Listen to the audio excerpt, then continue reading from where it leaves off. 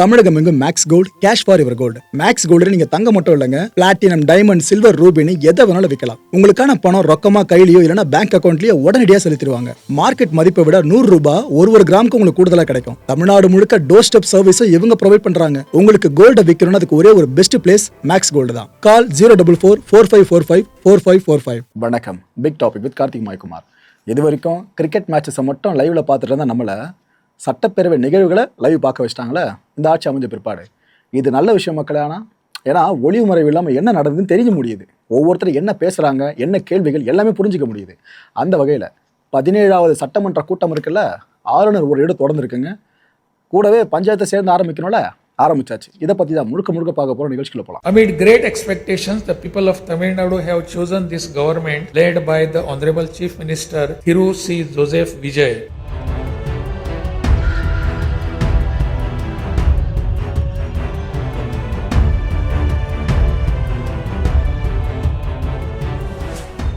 திமுக சம்பவம் பண்ண காத்துக்கிட்டு இருந்தாங்க, பண்ணிட்டாங்க.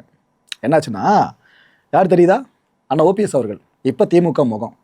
அவரோட சட்டப்பையில் பார்த்தீங்களா, வாய திறங்க சிஎம். ஆக்சுவலாக ஓபிஎஸ் அவர்கள் சிஎம்மாக இருந்தப்போ இதே ஸ்டேட்மெண்ட்டை பல பேர் முன் வச்சுருப்பாங்க. ஆனால் அண்ணனோட சட்டப்பையிலேயே இப்போ இந்த ஒரு வாசகத்தை பார்க்க முடியுது. ஆனால் இந்த முறை யாரை எதிர்நோக்கி இந்த வாசகம்? முதலமைச்சர் விஜய் அவர்களை எதிர்நோக்கி. இவர் மட்டும் இல்லைங்க, ஒட்டுமொத்த திமுக எம்எல்ஏஸ் இருக்காங்களே எல்லாருமே இதே பிளாக் பேட்சை தான் குச்சின்னு வந்தாங்க இன்னைக்கு சட்டப்பேரவை நிகழ்வுப்ப. வாயத்தரங்க சிஎம், வாயத்தரங்க சிஎம்னு எல்லாரும் ஷவுட்டிங் வேறு முன் வச்சாங்க. அதுலேயும் எதிர்கட்சி தலைவர் உதயநிதி ஸ்டாலின் இருக்கார்ல, இவர் தலைமையில் இப்போ ஏற்பட்ட காட்சியவும் சட்டப்பேரவை வளாகத்துக்குள்ளே பார்க்க முடிஞ்சுது. அதில் இருக்க வாசகங்களை கவனிச்சு பார்த்தீங்களா? நானே எக்ஸ்பிளைன் பண்ணுறேன். திரையில் நாயகன், தரையில் வில்லன். யாரை சொல்கிறாங்க தெரியுதா? கதறல் கேட்குதா சிஎம், ரீல்ஸ் இங்கே, ரியல் எங்கே. இதுவும் வாசகம். தூய சக்தி அல்ல துயர சக்தி, இதுவும் ஒரு வாசகம். இப்படி நீங்கள் லிஸ்ட்டு போட்டுகிட்டே போகலாம். அவ்வளோ எதிர்ப்பு வாசகங்களை பதிவு பண்ணி இத்தனை திமுகவினரை சட்டப்பிரிவு வளாகத்துக்கிட்ட பார்க்க முடிஞ்சுது. இதுக்கு மத்தியில் எவ்வளோதான் வாசகங்கள் முன்வைக்கப்பட்டாலும், ஷவுட்டிங் ஏற்படுத்தப்பட்டாலும் சிஎம் என்ட்ரி கொடுக்கணும்ல, வந்துட்டாருங்க. முதலமைச்சர் விஜய் அவர்கள் சட்டப்பிரிவு வளாகத்துக்குள்ளே வந்தாச்சு. அவரை ஃபார்முலா இன்வைட் பண்ணுற விஷயமும் நடந்துச்சு. கூடவே ஆளுநர் அர்லேக்கர் இருக்கார்ல, இவரும் சட்டப்பேரவைக்குள்ளே வந்தார். இவர் நம்ம சபாநாயகர் பிரபாகர் இருக்கார்ல, இவர் தான் வரவேற்று உள்ள அழைச்சி கூட்டு போனாப்ல.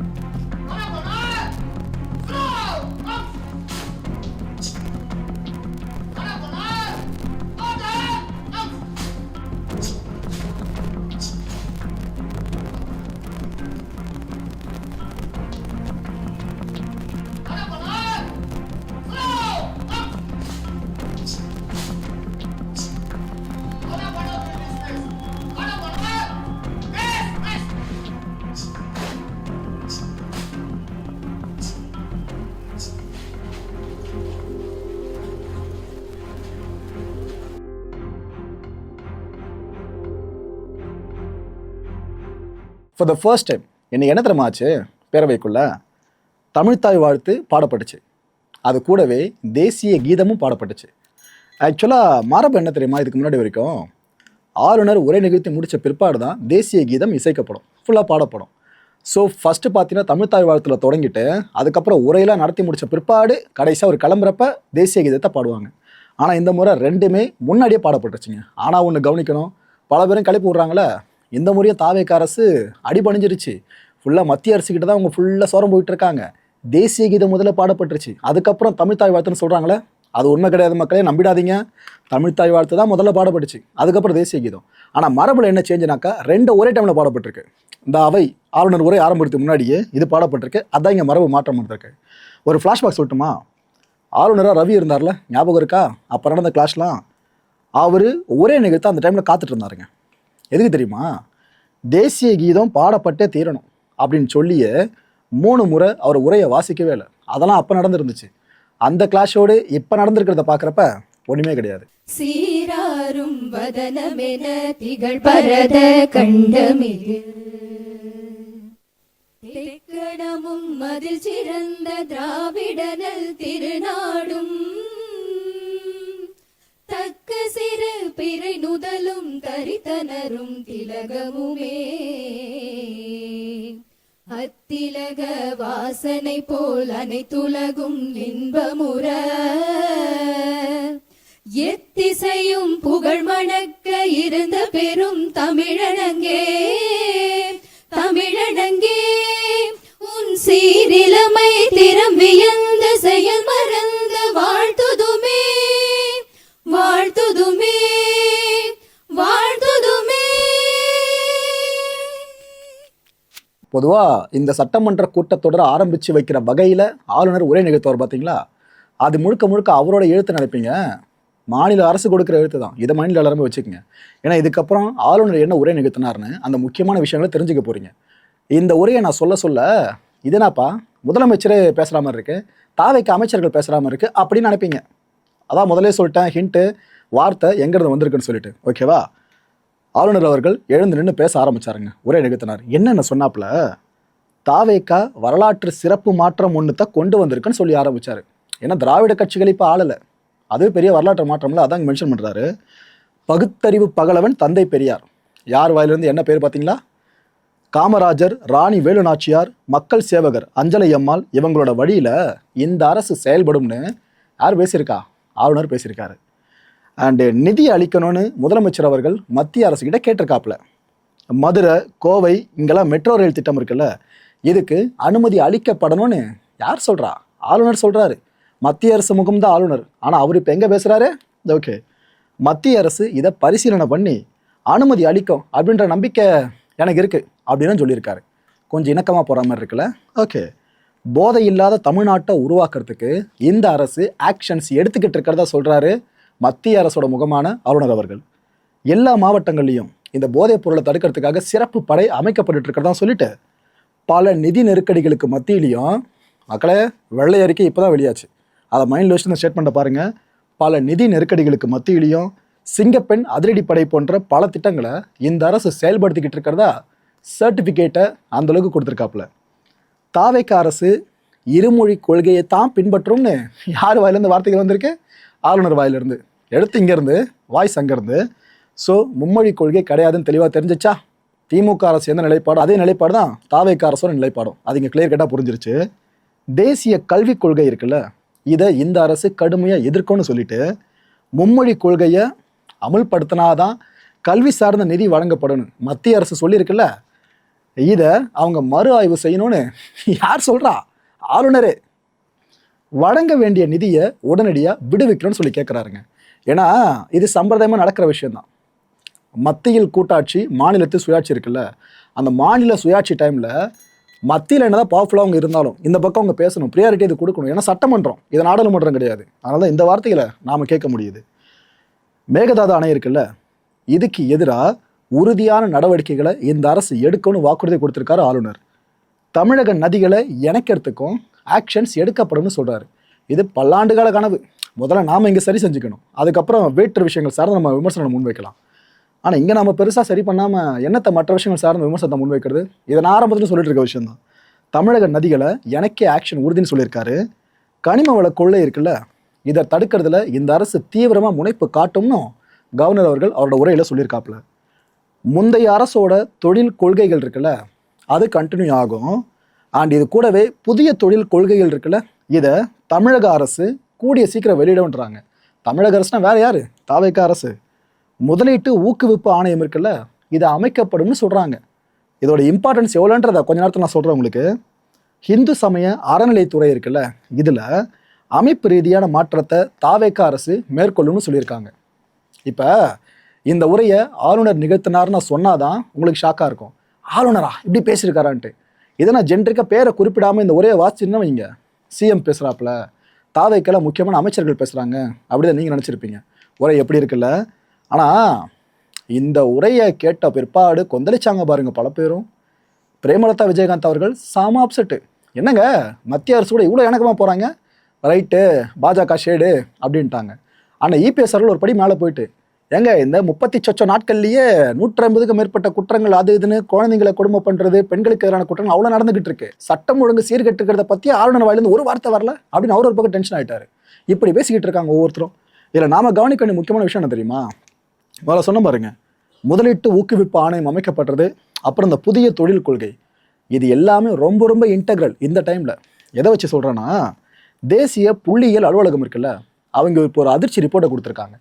அந்த ரிப்போர்ட்டை படித்து பார்த்தீங்கன்னா கண்டிப்பாக ஷாக் ஆவீங்க.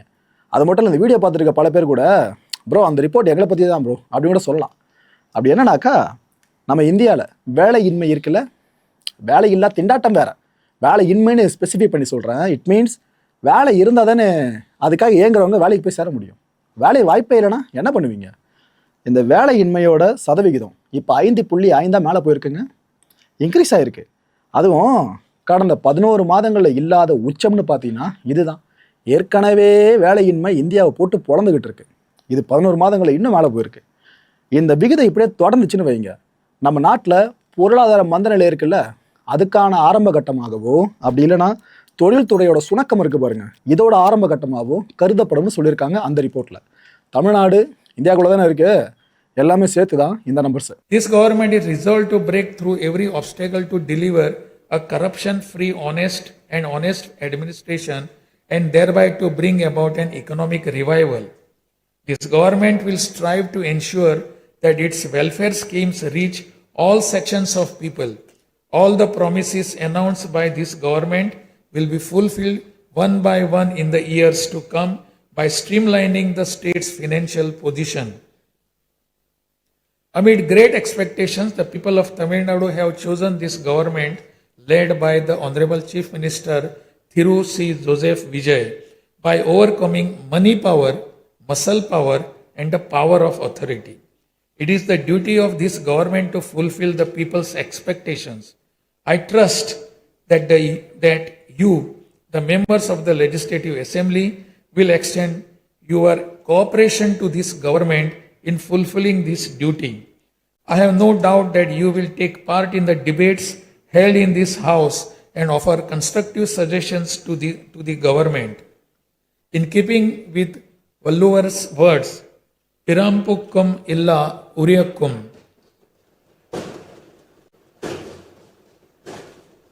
All lives are equal by birth.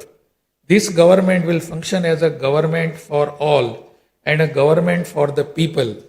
Honestly, transparently, and with full openness, free of favor or prejudice. Let us make Tamil Nadu the foremost state in India. Let us strive for Tamil Nadu to stand as a model for the other states. I conclude my address by requesting all of you, the members of Legislative Assembly, to extend your full cooperation to the efforts of this government. Nandri, Vanakkam, Namaskaram. ஆளுநர் உரை இனிதே நிறைவடைஞ்சிருச்சா? இதுக்கு பிற்பாடு திரும்பவும் தேசிய கீதம் பாடப்படுச்சுங்க. இதுதாங்க இன்னொரு கான்ட்ரவர்சியாக மாற்றி விட்டாங்க. ஏங்க, அவையில் ஒரு முறை தேசிய கீதம் பாடப்படும், அவர் உரையெல்லாம் முடித்த பிற்பாடு. நீங்கள் என்னென்னா ஆரம்பத்தில் தேசிய கீதம் போடுறீங்க, முடிகிறப்பையும் போடுறீங்க, என்னங்க இதுன்னு எதிர்கட்சிகள்லாம் கேட்க ஆரம்பிச்சிட்டாங்க. முந்தைய மரபு இருக்குல்ல, தொடக்கத்தில் தமிழ்த்தாய் வாழ்த்து, முடிவில் தேசிய கீதம். இந்த முறை தொடக்கத்திலையும் தேசிய கீதம், முடிவிலும் தேசிய கீதமா? இப்போ இது ஒரு கான்ட்ரவர்சி ஆகிடுச்சு. ஒரே ஒரு ஆறுதல் என்ன தெரியுமா? தமிழ்த்தாய் வாழ்த்தை முதல்ல பாடிட்டாங்க, அதனால் ஓகே ரைட்டு, இந்த எதிர்ப்பு படங்கள் கொஞ்சம் குறைஞ்சிருக்கு. அதில் எதனா மாறி இருந்துச்சுன்னு யோசிச்சு பாருங்கள் என்ன ஆயிருக்குன்னு சொல்லிட்டு. இந்த இஷ்யூவை ஊடகங்கள் பெருசாக கேள்வியாக எழுப்பாமல் விடுவாங்களா? அமைச்சர் ராஜ்மோகன் இருக்கார்ல, அவர்கிட்ட மைக்கை போட்டாங்க, என்னங்க இது போல் நடந்திருக்கு, 2 முறை தேசிய கீதத்தை பாட வச்சுருக்கீங்க அப்படின்ட்டு. அப்புறம் என்ன சொல்கிறாரு? தமிழ் தான் எங்கள் பேச்சு, தமிழ் தான் எங்கள் மூச்சு, தமிழ் தான் எங்களுக்கு எல்லாமே, தமிழுக்கு தான் என்றைக்கும் நாங்கள் முன்னுரிமை கொடுத்துக்கிட்டே இருப்போம். மத்திய அரசோட சுற்றறிக்கை இருக்குல்ல, அதில் பார்த்தீங்கன்னா தேசிய கீதம் பாடப்படணும் அப்படின்னு குறிப்பிட்டிருக்காங்க. ஆனாலும் தமிழ்த்தாய் வாழ்த்துக்கு நாம் முன்னுரிமை கொடுத்தாகணும், அதனால தான் அவையில் தமிழ்த்தாய் வாழ்த்தை முதல்ல நாங்கள் பாடணும், சரின்னு இறுதியில் தேசிய கீதமாக பாடணும். இதில் எதுவும் தப்பு இல்லைங்க, எங்களுக்கு இதில் எந்த முரணும் இல்லைன்னு சொல்லியிருக்காரு. நோட் பண்ணிங்களா? எங்களுக்கு இதில் எந்த முரணும் இல்லை. ஓகே, சட்டமன்ற நேரலை இருக்குல்ல, இது இனிமேல் தொடரும். ஒரு 3 வருஷமாக இருட்டடிப்பு செஞ்சாங்கள்ல நேரலை பண்ணாமலேயே, இது எல்லாத்தையும் உடச்சி எறிஞ்சிருக்காரு நம்ம சிஎம் அவர்கள். அவர் செஞ்சிருக்க மிகப்பெரிய மாற்றம் இதுன்னு மாறுதட்டி பேசினாப்புல அமைச்சர் ராஜ்மோகன் அவர்கள். மக்களை இந்த கான்டென்ட்டை பொறுத்தவரைக்கும் மனசில் ஒரே ஒரு வினதாக இருக்குது, தாவேக அரசோடு மத்திய அரசு நெருக்கம் காட்டுற மாதிரி ப்ரொஜெக்ஷனை எதிர்க்கட்சிகள் ஏற்படுத்த ஆரம்பிச்சிருக்காங்களே, இது சரியானதுன்னு நினைக்கிறீங்களா? இல்லைனா இல்லை ப்ரோ, டிஎம்கே வர்சஸ் பாஜக எப்படி இருந்துச்சோ அதே போல எந்த அரசும் இருக்கணும் அப்படின்னு நினைக்கிறீங்களா? இல்லை உங்களோட கருத்து என்ன? அடுத்த நிகழ்ச்சி சந்திக்கலாம். நன்றி, வணக்கம். தமிழகம் எங்கும் Max gold, cash for your gold. Max gold நீங்க தங்க மட்டும் இல்லைங்க, பிளாட்டினம், டைமண்ட், சில்வர், ரூபினி எதை வேணாலும் விற்கலாம். உங்களுக்கான பணம் ரொக்கமா கையிலயோ இல்லைன்னா பேங்க் அக்கௌண்ட்லயோ உடனடியாக செலுத்திடுவாங்க. மார்க்கெட் மதிப்பை விட 100 ரூபாய் ஒரு கிராமுக்கு உங்களுக்கு கூடுதலா கிடைக்கும். தமிழ்நாடு முழுக்க டோர் ஸ்டெப் சர்வீஸை இவங்க ப்ரொவைட் பண்றாங்க. உங்களுக்கு கோல்ட விற்கணும்னு அதுக்கு ஒரே ஒரு பெஸ்ட் பிளேஸ் மேக்ஸ் கோல்டு தான். கால் 04445454545. என் அன்பார்ந்த மாயம் ஸ்டுடியோஸ் நேயர்களே, மாயம் பக்தின்னு ஆன்மீகத்துக்காக பிரத்யேகமா ஒரு சேனலை கொண்டு வந்திருக்கோம். மறக்காம சப்ஸ்கிரைப் பண்ணி அந்த சேனலுக்கு உங்களோட ஆதரவை மனப்பூர்வமா தெரிவிங்க. வணக்கம் மாயம் ஸ்டுடியோஸ் நண்பர்களே. மாயம் ட்ரெண்ட்ஸ் அப்படின்ற ஒரு புதிய ஃபேஸ்புக் பேஜை ஓப்பன் பண்ணியிருக்கோம்.